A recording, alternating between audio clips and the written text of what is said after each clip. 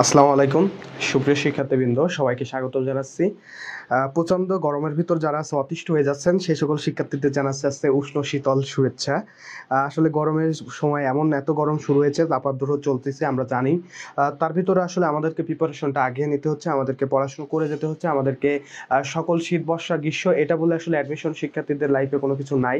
So আমাদের কি করতে হচ্ছে, আমাদেরকে পড়াশুনো করতে হচ্ছে, আমাদেরকে স্ট্রাগল করতে হচ্ছে, আমাদেরকে সামনে আগায় যেতে হবে। তো যাই হোক, আমরা তারই ধারাবাহিকতায় আজকে নতুন আরেকটা ক্লাস নিয়ে হাজির হয়েছে আসপেক্ট সিরিজের পক্ষ থেকে। আপনারা জানেন যে আমাদের ক্লাসগুলো নিয়মিত হয়ে থাকে। সো আপনারা সবাই আমাদের সঙ্গে যুক্ত হয়ে যাবেন দ্রুত, এবং আপনার বন্ধু এবং বান্ধবী যারা আছে তাদেরকেও আপনারা অবশ্যই কানেক্ট করবেন। আপনারা জানেন যে ঈদের পরে আমরা গতকাল থেকে আবার ক্লাস শুরু করেছিলাম। গতকাল আমরা সাধারণত সাধারণ জ্ঞান ক্লাস নিয়েছিলাম এবং সাজেশনমূলকভাবে বাংলাদেশ পাল্টা শেষ করেছিলাম।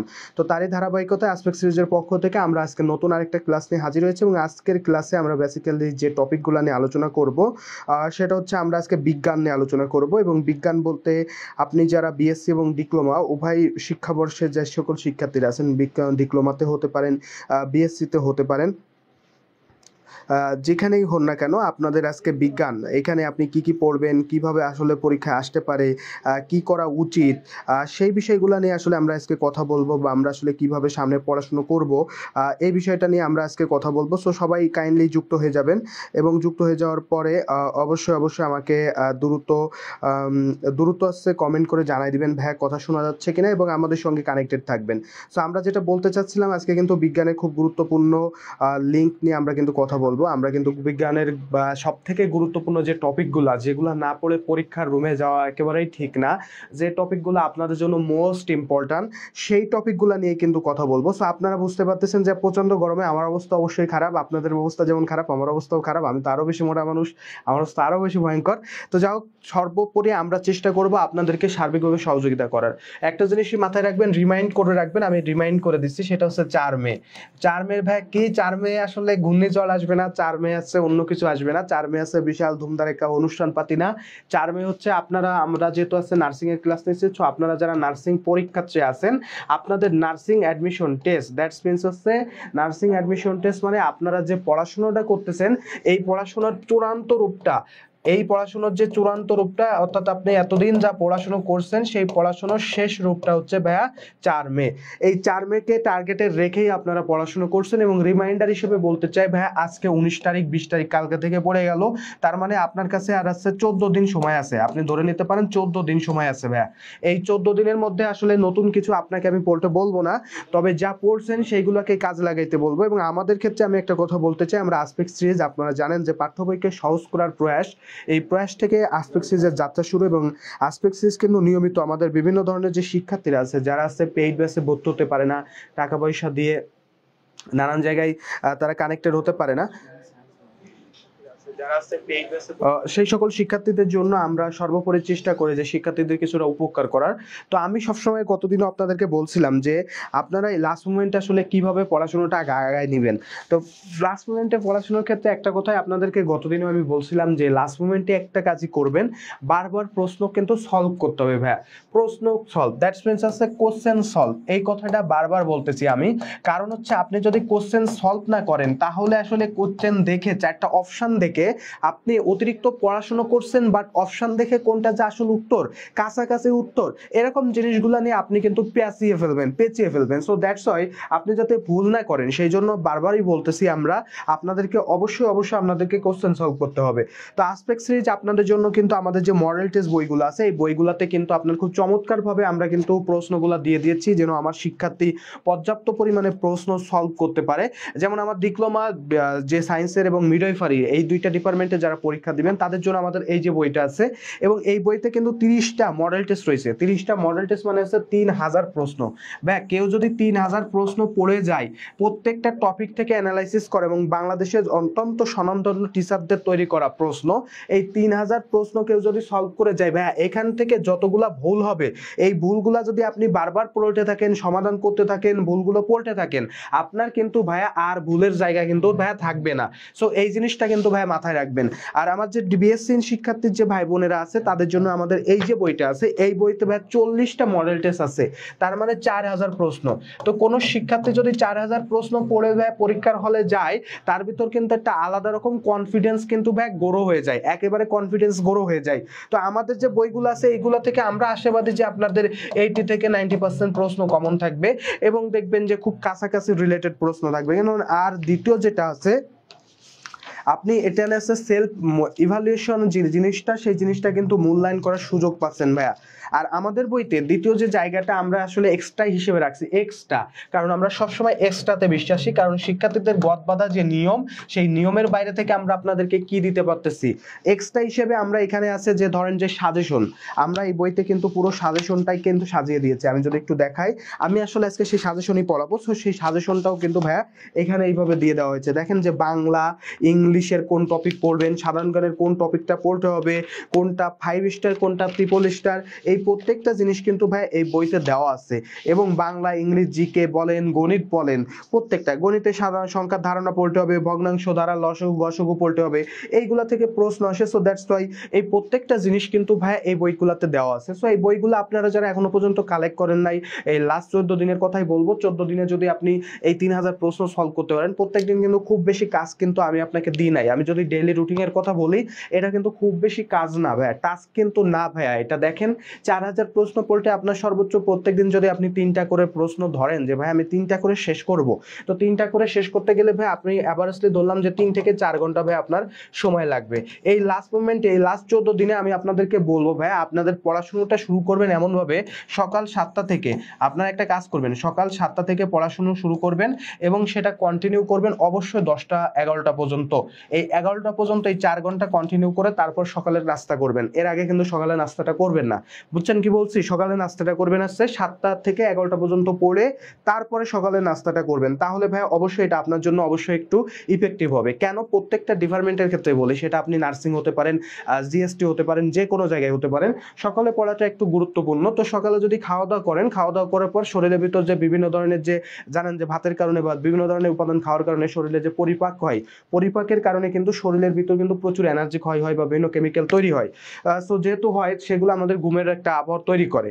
এরপরে ভাই চেষ্টা করবেন যে 12টা, যদি 12টা বেজে যায় ভাই 12টা থেকে একটু রেস্ট নিলেন, ফিরে আবার 2টা থেকে চেষ্টা করবেন, 2টা বা 3টা থেকে চেষ্টা করবেন ভাই আপনি অবশ্যই পরে 5:30 পর্যন্ত পড়াশোনা করার। এই যে মাত্র আছে 2.5 ঘন্টা, এই 2.5 ঘন্টাও ভাইয়া পড়াশোনা করার চেষ্টা করবেন বিকালে।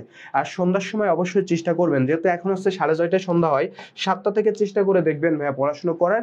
অ্যাটলিস্ট 7টা থেকে আপনি অবশ্যই 12টা পর্যন্ত পড়াশোনা করবেন এবং এই 12টা পর্যন্ত পড়াশোনা করে তারপর খাওয়া দাওয়া করবেন। খাওয়া দাওয়া করে 1টা থেকে 2টা পর্যন্ত এই 1 ঘন্টাও ভাই আমি বলবো আপনাকে পড়াশোনা করতে। এই অ্যাভারেজলি দেখেন ভাইয়া, আপনি এখানে আসছে 5 আর 1 6 ঘন্টা, 10 ঘন্টার এখানে 2 2.5 ঘন্টা, তো এই 12 ঘন্টা 12.5 ঘন্টা পড়াশোনা এখন থেকে ভাইয়া করার চেষ্টা করেন। এই 14 দিন ভাইয়া করার চেষ্টা করেন।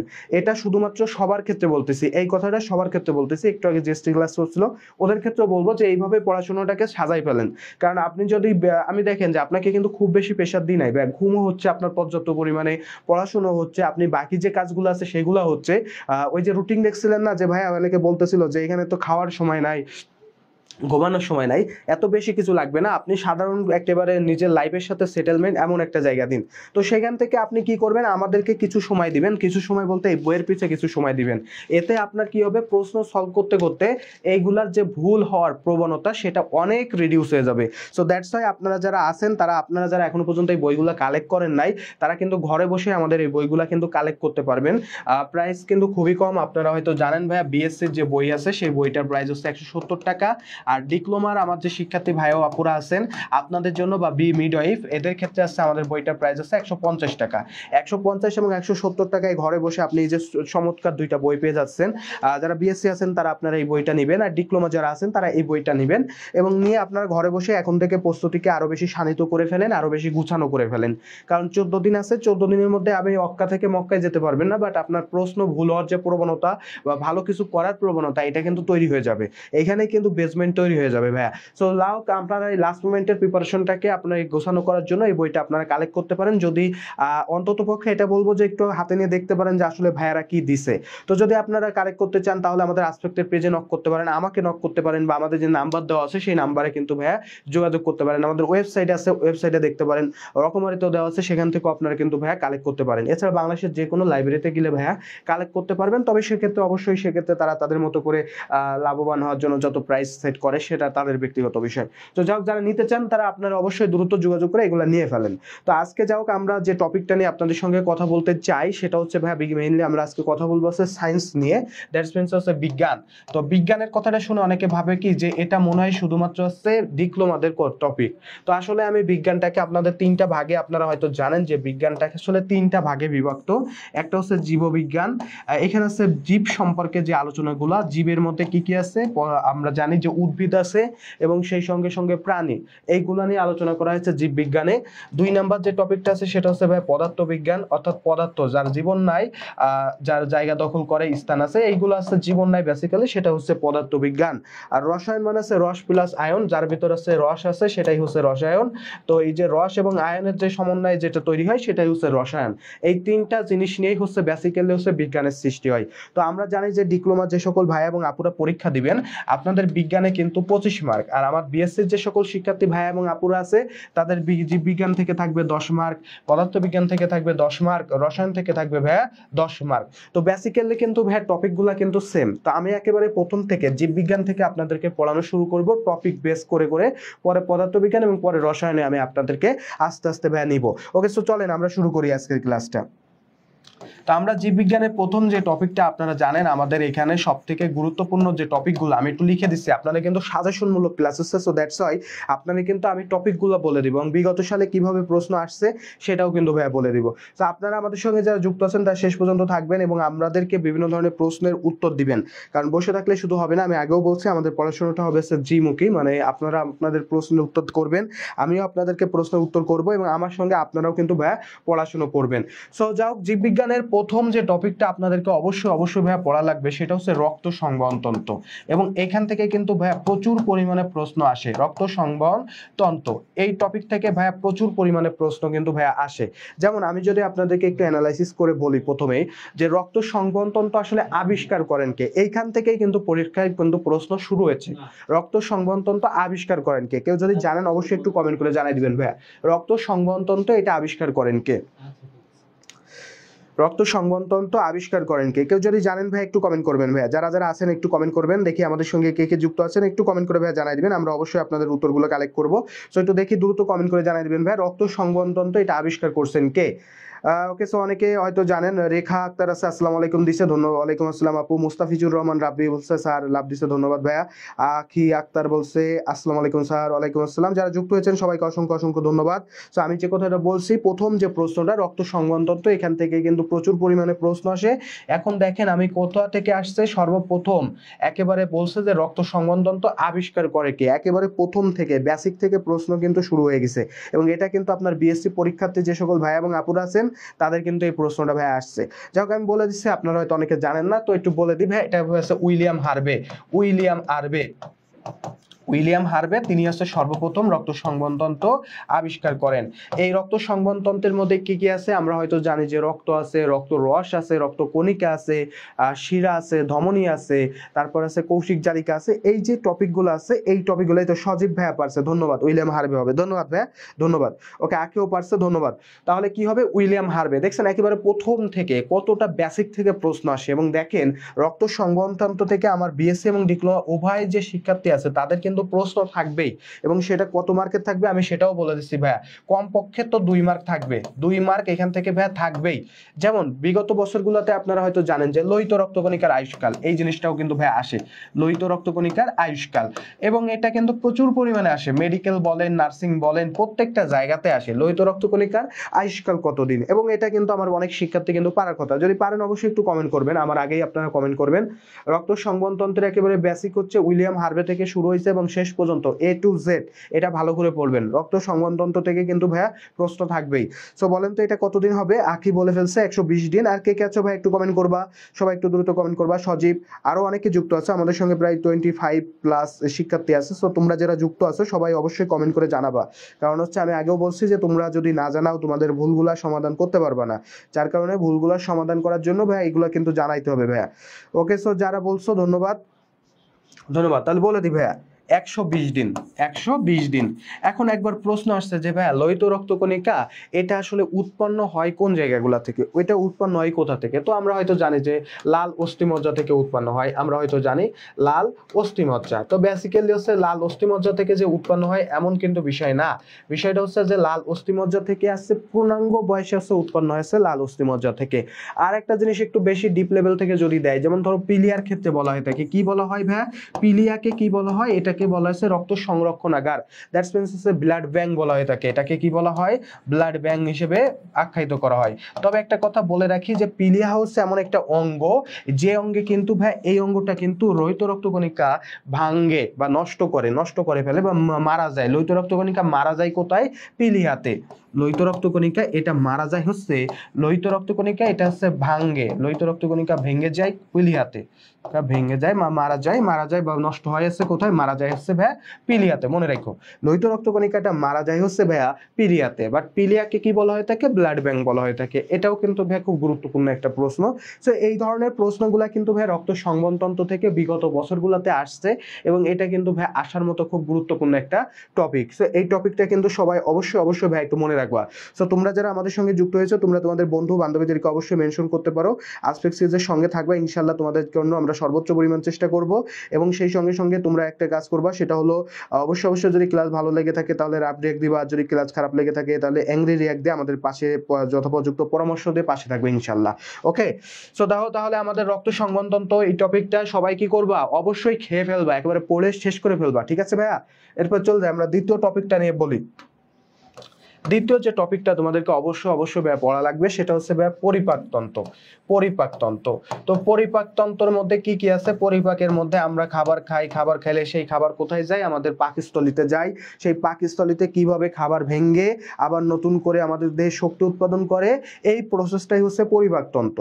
তো পরিপাকতন্ত্রের মধ্যে কিন্তু হয়তো তোমরা জানো যে পরিপাকতন্ত্রের মধ্যে অঙ্গ আছে যকৃৎ, এই যকৃৎ আছে, জিহুবা আছে, তারপর আছে জিহুবা বলে এটাকে, জিহুবা আছে, এরকম বিভিন্ন অগ্রাশয় আছে, বিভিন্ন কিছু আছে। তো পরিপাকতন্ত্র এখান থেকে কিন্তু মাঝে মধ্যেই দেয়। সেটা হচ্ছে তোমরা হয়তো জানো যে বাংলাদেশে কিন্তু বর্তমানে সারা পৃথিবীতে, বাংলাদেশ না শুধু সারা পৃথিবীতে ডায়াবেটিস এই রোগটা কিন্তু প্রচুর পরিমাণে বেড়ে গেছে। ডায়াবেটিস এমন কেউ নাই যে ডায়াবেটিস হয় না, প্রচুর পরিমাণে হচ্ছে ডায়াবেটিস। তো ডায়াবেটিসের ক্ষেত্রে একটা কথা বলে রাখি, ডায়াবেটিস মূলত হচ্ছে দুইটা ভাগে ভাগ করা যেতে পারে। একটা হচ্ছে হাইপোগ্লাইসেমিয়া আর একটা হচ্ছে হাইপারগ্লাইসেমিয়া। একটা হচ্ছে হাইপো, ঠিক আছে, হাইপো, আর হচ্ছে হাইপার, ঠিক আছে, হাইপারগ্লাইসেমিয়া, হাইপার। তো এই দুইটা ভাগে সাধারণত ভাগ করা হয়, ঠিক আছে। ডায়াবেটিসকে কয়টা ভাগে ভাগ করলাম ভাইয়া? দুইটা ভাগে সাধারণত ভাগ করা যায় ভাইয়া। এই দেখো হাইপো আর একটা হচ্ছে হাইপার। হাইপো মানে হচ্ছে কম, মানে কি ভাইয়া বললাম? হাইপো মানে কি? কম। হাইপো মানে কি ভাইয়া? কম। আর হাইপার মানে কি ভাইয়া? বেশি। হাইপার এর মানে কি ভাইয়া? হাইপার মানে হচ্ছে ভাইয়া বেশি, মনে রেখো, হাইপার মানে হচ্ছে বেশি আর হাইপো মানে হচ্ছে কম। আর যেহেতু হচ্ছে ডায়াবেটিসের সাথে রিলেটেড কোনটা ভাইয়া? ডায়াবেটিসের সাথে রিলেটেড আছে গ্লুকোজ। এই গ্লুকোজের সংকেতটা কি কেউ জানো ভাইয়া? গ্লুকোজের সংকেতটা কি? যদি কেউ জানো অবশ্যই কমেন্ট করবা, গ্লুকোজের সংকেতটা কি?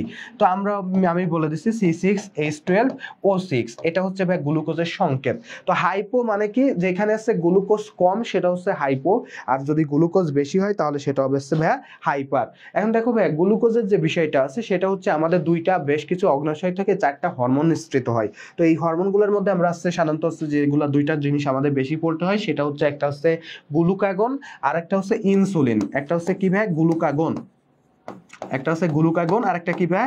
ইনসুলিন। এই দুইটা তোমরা হয়তো জানো, এবং এই দুইটা কিন্তু প্রচুর পরিমাণে ভাই পরীক্ষায় আসে, মনে রাখো এটা ইনসুলিন, ঠিক আছে, ইনসুলিন। এই দেখো গ্লুকাগনের কাজটা হচ্ছে গ্লুকোজের লেভেলটাকে সারা বাড়ায় দেয়। এটা কি করে? গ্লুকোজের লেভেলটাকে বাড়ায়, গ্লুকোজের লেভেল পরিমাণকে বাড়ায়, গ্লুকোজের পরিমাণ বাড়ায়, ঠিক আছে, গ্লুকোজ বাড়ায়। ওকে, দেখো গ্লুকোজ বাড়ায়। আর ইনসুলিনের কাজটা কি? গ্লুকোজ কমায়। গ্লুকোজ কি হবে ভাইয়া? কমায়, মনে রেখো, গ্লুকোজ কমায়। ঠিক আছে, এখন দেখো মাঝে মাঝে আমাদের আছে কমায়, ঠিক আছে। তো যখন আছে হাইপার গ্লাইসেমিয়া হয় তখন গ্লুকোজ যেহেতু কমে যাচ্ছে মানে হচ্ছে ইনসুলিন কাজ করতেছে, বাট কাজ করতেছে না কে? গ্লুকাগন। তাহলে এই হাইপোগ্লাইসেমিয়ার জন্য দায়ী হচ্ছে ভাইয়া গ্লুকাগন, মনে রেখো। গ্লুকাগন হচ্ছে হাইপার গ্লাইসেমিয়ার জন্য দায়ী, আর হাইপারের জন্য দায়ী হচ্ছে ভাইয়া ইনসুলিন। কারণ এখানে বেড়ে যাচ্ছে, যে কাজটা করতেছে কে ভাই? গ্লুকাগন। তাই গ্লুকাগন আছে বাট গ্লুকোজের পরিমাণটা কি হচ্ছে? তারপরেও বেড়ে যাচ্ছে। তাই হাইপোডায়াবেটিসের কারণে হচ্ছে কোনটা? গ্লুকাগন নাই, গ্লুকাগন সেল থেকে নিঃসৃত হচ্ছে না। আর হাইপারের ক্ষেত্রে দায়ী কে ভাই? ইনসুলিন নাই, ইনসুলিন নিঃসৃত হচ্ছে না। কথাটা ভালো করে মনে রেখো। যেহেতু আমাদের দেশে ম্যাক্সিমাম ক্ষেত্রে দেখা যায় কি ভাইয়া? হাইপারটা বেশি হয়। কি হয় ভাইয়া? একটু হাইপারটা ভাইয়া বেশি হয়, মনে রেখো। এই হাইপারটা বেশি হয় যার কারণে বলা হয় থাকে ডায়াবেটিসের জন্য দায়ী যে হরমোনটা তার নাম হচ্ছে কি ভাই? ইনসুলিন। ডায়াবেটিসের জন্য দায়ী যে হরমোনটা সেটার নাম কি ভাই? ইনসুলিন। কথাটা ভালো করে মনে রাখো, এবং পরীক্ষায় কিন্তু ভাই প্রচুর পরিমাণে এইগুলা কিন্তু আসে। সো দ্যাটস ওয়াই এটা কিন্তু ভাই মনে রাখতে হবে, এটা কিন্তু ভাই মনে রাখতে হবে। আমি যেটা বলছি এটা কিন্তু ভাই মনে রাখতে হবে। তাহলে কি বলছি? ডায়াবেটিসের জন্য দায়ী কোন হরমোন? ইনসুলিন। এটা পরীক্ষায় কিন্তু ভাই আসবেই, এবং আসার মতো একটা প্রশ্ন। কথাটা কিন্তু ক্লিয়ারলি সবাই কিন্তু অবশ্য মনে রাখবা। এরপর দেখো যকৃৎ থেকে মাঝে মধ্যে প্রশ্ন আসতে পারে ভাই, যকৃৎ থেকে কি প্রশ্ন দিতে পারে? যকৃতে কিন্তু জানি আমরা হয়তো যে যকৃতের 4টা ভাগ আছে। তো এর মধ্যে সব থেকে বড় ভাগ কোনটা? কেউ কি জানো? যকৃতের যে 4টা ভাগ আছে এর মধ্যে সব থেকে বড় ভাগ কোনটা? যকৃতের সব থেকে বড় ভাগ হচ্ছে ডান খণ্ড, ঠিক আছে। ডান খণ্ড, বাম খণ্ড, লোব এবং লোবিউল এরকম ভাগ করা থাকে। সো এর মধ্যে সব থেকে বড় খণ্ড কোনটা? ডান খণ্ড। এবং যকৃৎ হচ্ছে এমন একটা অঙ্গ যেটাকে কিন্তু ডিজেনারেট করা যায়, দ্যাটস মিন ডিজেনারেটটাকে আসলে কি বলা হয় আমি এটা একটু বলে দিই তোমাদের। ডিজেনারেশন মানে হচ্ছে, তোমরা মাঝে মাঝে হয়তো সংবাদপত্রে শুনবা যে মাকে আছে ছেলে তার বৃক্কর অংশ দান করতে চায়, মায়ের প্রতি ভালোবাসা, মাকে তার ছেলে আছে বৃক্ক দিতে চায়। তো বেসিক্যালি হচ্ছে আমাদের বৃক্কটা মানে যকৃৎ দান করতে চাই। তো যকৃতের ক্ষেত্রে কি হয়? আমরা একটা যকৃতের যদি একটা অংশ কেটে ফেললেও তোমার কোনো সমস্যা হবে না। কেন হবে না জানো? এই যে অংশটা তুমি কেটে ফেলছো না, এই কেটে ফেলার ফলে বাকি যে অংশটা আছে আমাদের, দেখো এই যে বাকি যে অংশটা আছে, এই অংশটা এক সময় এই যে বাকি যেটুকানিক আছে এইটুকানিকেও কিন্তু ভ্যা সে ফিল আপ করতে পারবে। সে কি করবে? ফিল আপ করবে। যার কারণে অনেক সময় আছে যদি একজনের দেহ থেকে যকৃৎ কেটে আর একজনের দেহে দেওয়া হলে তার দেহ যকৃৎ ঠিক হয়ে গেল, তার দেহ যকৃৎ ঠিক হয়ে গেল। এটাকে বলা আছে ডিজেনারেশন বা ডিজেনারেটিভ অঙ্গ বলা হয় তাকে। এই জন্য কারণ কেন বলা হয়? কারণ হচ্ছে নিজে নিজেই আসছে আবার তার ফিল আপ করতে পারে। মানবদের সব থেকে বড় অঙ্গ বলা হয়ে থাকে হচ্ছে যকৃৎকে। মানবদের সবচেয়ে বড় অঙ্গ যদি বলা হয়, ভিতরের অঙ্গ বলা হয়, সেটা বলা হয় কাকে ভাই? যকৃৎকে। আর মানবদের সবচেয়ে বড় যদি অঙ্গাণু বলা হয় থাকে, সেটা মানে অঙ্গ যদি বলে সেটা কি হবে ভাই? ত্বক। বাইরের ক্ষেত্রে, কারণ কি ত্বক দেখো তো প্রত্যেকটা জায়গাতে আছে, তো ত্বক হচ্ছে সব থেকে বড় অঙ্গ। ওকে, সো ডান খণ্ড, ঠিক আছে ভাই, পারছো, ধন্যবাদ। তাহলে কি হলো? ডায়াবেটিসের বিষয়গুলো কি বুঝতে পারছো কিনা? আর দেখো জিহ্বার ক্ষেত্রে কি আসতে পারে? আমরা একটু বলে দিচ্ছি ভাই। দেখো জিহ্বার ক্ষেত্রে কি আসতে পারে? একটা জিহ্বা যদি আঁকি, মফিজের জিহ্বা আঁকলাম, তো এটা জিহ্বার ক্ষেত্রে আসতে পারে যে জিহ্বা কিন্তু মূলত কি কাজ করে? জিহ্বার মূল কাজ হচ্ছে ভাইয়া, এটা হচ্ছে আমাদের টেস্ট নেয়। কি নেয় ভাইয়া? আমাদের টেস্ট নেয় যে একটা খাবার সেটাকে আসলে তিতা নাকি ভালো নাকি খারাপ। তো এই জিনিসটা মনে রাখার একটা শর্ট টেকনিক আছে, সেটা হচ্ছে আমরা মনে রাখতে পারি মিল অতি দিয়ে। এই মিল অতি দিয়ে তুমি কিন্তু ভাইয়া মনে রাখতে পারবা। মিতে কি ভাইয়া? মিষ্টি। মিতে হচ্ছে মিষ্টি। লতে কি ভাইয়া? লতে হচ্ছে লবণাক্ত, ঠিক আছে। মিতে হচ্ছে মিষ্টি, লতে লবণাক্ত, ওতে হচ্ছে অম্ল, আর তিতে কি? তিক্ত। তো তিক্ত, ঠিক আছে, এই তিক্ত। তো কিভাবে মনে রাখবা? মিল একেবারে সামনে ফ্রন্ট পেজে যে জিনিসটা থাকে সেটাই হচ্ছে ভাই মিষ্টি। এই সামনের যে অংশটা আছে এটা কি দেয় ভাই? মিষ্টি দেয়। এরপরে দুই পাশ যেটা আছে, সামনের যে দুই পাশ, এই দুই পাশ কি দিবে ভাই? এই দুই পাশ দিবে হচ্ছে ভাই লবণাক্ত। এই দুই পাশটা দিবে হচ্ছে ভাই লবণাক্ত, মনে রেখো, লবণাক্ত। ওকে, একেবারে পিছনের যে দুই পাশটা আছে এই দুই পাশটা কি দিবে ভাই? এই দুই পাশ দিবে আছে অম্ল। এই দুই পাশ দেয় হচ্ছে ভাই অম্ল। আর পিছনে যে সাইডটা আছে এটা দিবে ভাই আছে তোমার সেই তিক্ত বা তিতা। তো মাঝে মধ্যে আসতে পারে যে স্বাদের ক্ষেত্রে যে জিহ্বা যে হেল্প করে, যা জিহ্বার একেবারে সম্মুখ ভাগ কোন স্বাদ দেয়? মিষ্টি স্বাদ দেয়। সম্মুখ ভাগের দুপাশ কি স্বাদ দেয়? দুই পাশ দেয় লবণাক্ত স্বাদ। পিছনের দুই পাশ কি স্বাদ দেয়? অম্ল। একেবারে পিছনে কি স্বাদ দেয় ভাই? তিক্ত। কথাটা কিন্তু ভাই ভালো করে মনে রাখতে হবে। তাহলে জিহ্বা আমার কি কি কাজ করে এটা কিন্তু ভাই মাঝে মধ্যেই ভাই আসে, এটা ভালো করে মনে রাখতে হবে। এরপরে ধরো যে আর কি আসতে পারে, আমাদের কিন্তু জানো যে আমাদের যে গ্ল্যান্ড আছে, যে যে লালা গ্রন্থিগুলা থেকে আসতে পারে। লালা গ্রন্থি আছে কতটি কেউ কি জানো? একটু বলবা, কমেন্ট করবা ভাই। লালা গ্রন্থি আছে কতটি? কে কে জানো ভাই? একটু কমেন্ট করে জানাই দাও তো আমাদের লালা গ্রন্থি আছে কতটি, কে কে জানো একটু বলো তো ভাই। লালা গ্রন্থি এটা আছে কতটি? লালা গ্রন্থি আছে কতটি? কে কে জানো একটু কমেন্ট করবা। লালা গ্রন্থি আছে কতটি ভাই? আমাদের লালা গ্রন্থি আছে কতটি? কে কে জানো একটু ভাই কমেন্ট করে জানাই দিবা ভাই। লালা গ্রন্থি আছে কতটি? তো লালা গ্রন্থির কথা একটু বলে দিই ভাই। লালা গ্রন্থি আছে হচ্ছে ভাই আমাদের 3 জোড়া। কয়টি আছে ভাই? 3 জোড়া আছে। তো 3 জোড়া মানে কি ভাই? 6টি। 3 জোড়া বা 6টি একই বিষয়। তো 6টির মধ্যে একেবারে প্রথম যেটা আছে সেটা হচ্ছে প্যারোটিড। প্যারোটিড, ঠিক আছে, প্যারোটিড। এই প্যারোটিড কোথায় থাকে? দুপাশে কানের নিচে, এই যে কান আছে কানের নিচে এইখানে থাকে, দুপাশের কানের নিচে থাকে, দুপাশের কানের নিচে। ওকে, কানের নিচে এটা থেকে থাকে, এটা থাকে হচ্ছে তোমার প্যারোটিড থাকে। তারপর আছে সাবম্যান্ডিবল আর সাবলিঙ্গুয়াল। সাবম্যান্ডিবল কোথায় থাকে? দুপাশের চোয়ালের নিচে, সাবম্যান্ডিবল, ঠিক আছে। ম্যান্ডিবল বাংলা আমাদের দেহের একমাত্র ম্যান্ডিবল বলে আমাদের দেহের একমাত্র নরমক্ষম অস্থি হচ্ছে ম্যান্ডিবল। ম্যান্ডিবল হচ্ছে আমাদের দেহের একমাত্র নরমক্ষম অস্থি। ওকে, এটা কি ভাই? এটা হচ্ছে চোয়ালের নিচে, মনে রেখো, চোয়ালের নিচে। ওকে, ম্যান্ডিবল আছে চোয়ালের নিচে, ঠিক আছে, ভালো করে মনে রাখবা। আর সাবলিঙ্গুয়াল, লিঙ্গুয়াল শব্দটা যেখানেই পাবা আজকে মনে রেখো, লিঙ্গুয়াল শব্দটা যেখানেই পাবা মনে রাখবা, সেটা শব্দের অর্থ হচ্ছে ভাইয়া জিহ্বা। সাবলিঙ্গুয়াল এটা মানে কি? এটা হবে হচ্ছে জিহ্বার নিচে, জিহ্বার নিচে, ঠিক আছে, জিহ্বার নিচে।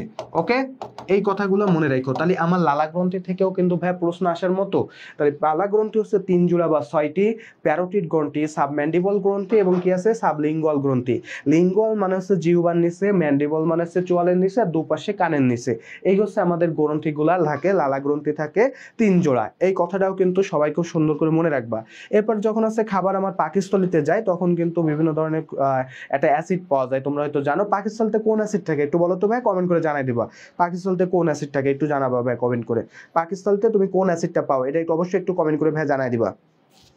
পাকস্থলীতে কোন অ্যাসিডটা পাও তোমরা? পাকস্থলীতে একটা অ্যাসিড পাওয়া যায়, সেই অ্যাসিডটা কি? পাকস্থলীতে একটা অ্যাসিড থাকে, সেই অ্যাসিডটা কি? কে কে জানো ভাই একটু কমেন্ট করবা।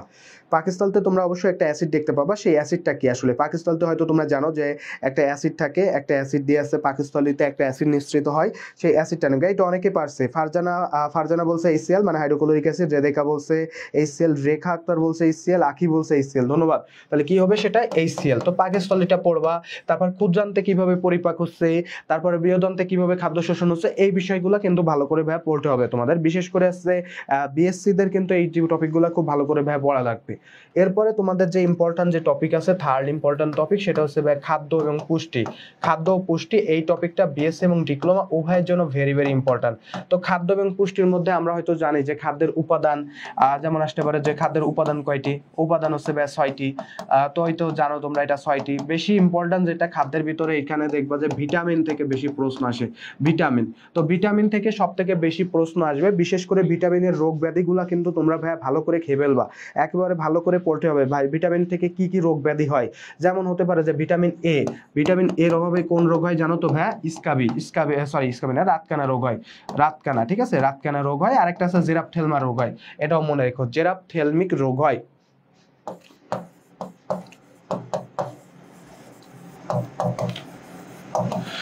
এই দুইটা রোগ হয় কিসের কারণে? ভিটামিন এর অভাবে। তারপর ধরো যে ভিটামিন বি, তারপরে আরো অনেক আছে। ভিটামিন বির আবার অনেক টাইপ আছে। এখানে থায়ামিন আছে, থায়ামিনের অভাবে আছে বেরি বেরি রোগ হয়। থায়ামিন, ভিটামিন B1 কে বলা আছে থায়ামিন। আর এই থায়ামিনের অভাবে কোন রোগ হয়? এর অভাবে হচ্ছে তোমার বেরি বেরি রোগ হয়। কি হয় ভাই? আমি আবারও বলতেছি ভাই, বেরি বেরি রোগ হয়, ঠিক আছে, এটা একটু মনে রেখো। থায়ামিনের অভাবে কি রোগ হয়? বেরি বেরি রোগ হয়, বেরি বেরি, ঠিক আছে, এটাও ভালো করে মনে রেখো। থায়ামিনের অভাবে কি রোগ হয়? বেরি বেরি রোগ হয়। তো এরকম ভাবে ভিটামিন সি, ভিটামিন সি আছে, দেখো যে ভিটামিন সি, এটার অভাবে ভাই কোন রোগ হচ্ছে? ভিটামিন সির অভাবে কোন রোগ হচ্ছে? স্কাবি, তোমরা হয়তো জানো স্কাবি রোগ হচ্ছে। ভিটামিন সির অভাবে হচ্ছে ভাই স্কাবি। ভিটামিন ডি, ভিটামিন ডির অভাবে ভাই কোন রোগ হচ্ছে? রিকেটস রোগ হচ্ছে। কি হচ্ছে? রিকেটস, মনে রেখো এটা রিকেটস হচ্ছে, ঠিক আছে। তারপর ভিটামিন ই, ভিটামিন ইর অভাবে কি হচ্ছে? এখানে হচ্ছে তোমার সাধারণত ভিটামিন ইর কারণে যেটা হয় সেটা হচ্ছে এটা জরায়ু সম্পর্কিত রোগ। দ্যাটস মিনস আছে প্রজনন সমস্যা, প্রজনন সমস্যা, প্রজনন সমস্যাটা হয় বেসিক্যালি আছে ভিটামিন ইর অভাবে, প্রজনন সমস্যা, ঠিক আছে, এটাও মনে রেখো। তারপর আছে কি ভাই? ভিটামিন কে আছে। ভিটামিন কে এর অভাবে কি হচ্ছে? রক্ত জমাট বাঁধে না। এই রোগটাও কিন্তু হয়ে থাকে এই ভিটামিন কে এর অভাবে, রক্ত জমাট বাঁধে না, ঠিক আছে। প্রশ্নগুলো ভালো করে মনে রাখতে হবে, বাঁধে না।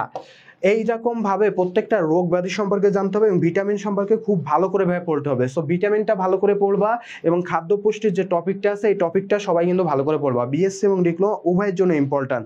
সো এটা কিন্তু ভাই সবাই কিন্তু মনে রাখবা, ঠিক আছে ভাই? এই পর্যন্ত ক্লিয়ার কিনা? আমাদের 3টা টপিক কিন্তু শেষ। যে 3টা জিনিস তোমরা কি কি পড়বা, কিভাবে পড়বা, কোন জায়গা থেকে পড়বা, কিভাবে পড়তে পারো, এই টপিকগুলো কিন্তু আমরা ভাই বলে ফেলছি। সো আমরা পরের টপিকে চলে যাচ্ছি ভাই। দেখো আমাদের পরের যে টপিকটা আছে খাদ্য পুষ্টির পর 4 নম্বর যে টপিকটা তুমি ইম্পর্টেন্সের দিক থেকে পড়বা সেটা হচ্ছে ভাই আমাদের অবশ্যই স্নায়ুতন্ত্র সম্পর্কে ভাইয়া ধারণা রাখা লাগবে। স্নায়ুতন্ত্র সম্পর্কে ভাইয়া ধারণা রাখবা। তারপর তুমি ধারণা রাখবা হচ্ছে তুমি কঙ্কাল তন্ত্র সম্পর্কে একটু ধারণা রাখবা। কঙ্কালতন্ত্র এটা সম্পর্কেও কিন্তু ভাই তোমার ধারণা রাখা লাগবে। তারপর তুমি ধারণা রাখবা কোন সম্পর্কে? ধারণা রাখবা হচ্ছে শ্বসনতন্ত্র সম্পর্কে। শ্বসনতন্ত্র মানে শ্বাসক্রিয়ার যে বিষয়গুলো আছে এটা সম্পর্কে ধারণা রাখবা। তারপর ধারণা রাখবা হচ্ছে তুমি হচ্ছে অবশ্যই বৃক্ক বা কিডনি সম্পর্কে একটু ধারণা রাখবা। বৃক্ক বা কিডনি এটাও কিন্তু ভাই প্রচুর পরিমাণে আসে। এই কথাগুলো কিন্তু ভাই বলার কারণ হচ্ছে এইগুলা থেকে কিন্তু সবচেয়ে বেশি প্রশ্ন আসে। এই 7টা অধ্যায় তোমার একেবারে খাই ফেলতে হবে, একেবারে খাই ফেলতে হবে, একেবারে খাই ফেলতে হবে, কোনোভাবে মিস করা যাবে না। এবং এখানে একটু বলে রাখি, এখানে বেসিক্যালি যে এককগুলো আসে, যেমন ধরো স্নায়ুতন্ত্রের একক কি বলা হয়? নিউরনকে, তোমরা হয়তো জানো স্নায়ুতন্ত্রের একক হচ্ছে ভাই নিউরন। বৃক্কের এককটাও আসতে পারে নেফ্রন, ঠিক আছে, এটাও আসতে পারে। তারপর ধরো যে শ্বসনতন্ত্র, এই শ্বসনতন্ত্রের যে ফুসফুসটাকে, ফুসফুসের এককটা কি ভাই? অ্যালভিওলাস। ফুসফুসের এককটা কি? ফুসফুসের এককটা হচ্ছে ভাই অ্যালভিওলাস।